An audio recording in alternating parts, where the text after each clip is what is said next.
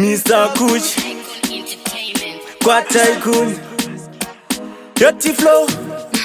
ndaita mukurumbira ndiri kutilifadza vari kukumbira handina slow down handizi kumira nyangwe vakanditonzera jira mangoma ndo handichafira yo Mr.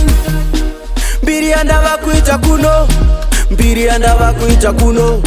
madira ava kundiita kuno uyai muone zviri kuno boys mbiri yandava kuita kuno mbiri yandava kuita kuno madira ava kundiita kuno uyai muone zviri kuno kudiwa kunge feni msama kudiwa kunge mari yakazara muchikwama boys kudiwa zvakadzama kudiwa kunge awati kunama iwa zvekufarirwa zvekuimba uchitodairwa ukapakura dzichingotambirwa zakuvatapira chinguri pavakadzi ravira vakutodemba chavazvitangira yo Mr. mbiri yandava kuita kuno mbiri yandava kuita kuno madira ava kundiita kuno uyai muone zviri kuno boys mbiri yandava kuita kuno mbiri yandava kuita kuno madira ava kundiita kuno uyai muone zviri kuno andishecha unga kunge toothpaste vakandichinja position vakandisa paface hands ndine kaflavor ndine kamwe katest vachazondisiya ndakwira jet kamudiro kacho kandinovaitawo vachindipa mbiri zvingoma nchiva pawo vasina mbiri makolabo nchiva pawo fanike paya pandakaimbako pawo mbiri yandava kuita kuno mbiri yandava kuita kuno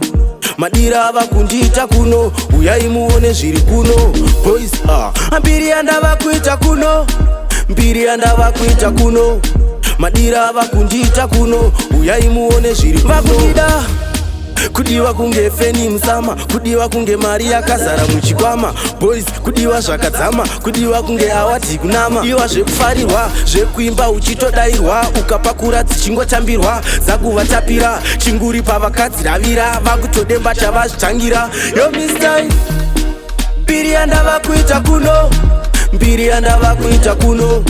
madira ava kundiita kuno uyai muone zviri kuno boys mbiri yandava kuita kuno mbiri yandava kuita kuno madira ava kundiita kuno uyai muone zviri kuno andishecha unga kunge toothpaste vakandichinja position vakandisa paface hands ndine kaflavor ndine kamwe katest vachazondisiya ndakwira jet kamudiro kacho kandinovaitawo vachindipa mbiri zvingoma nchiva pawo vasina mbiri makolabo nchiva pawo fanike paya pandakaimbako pawo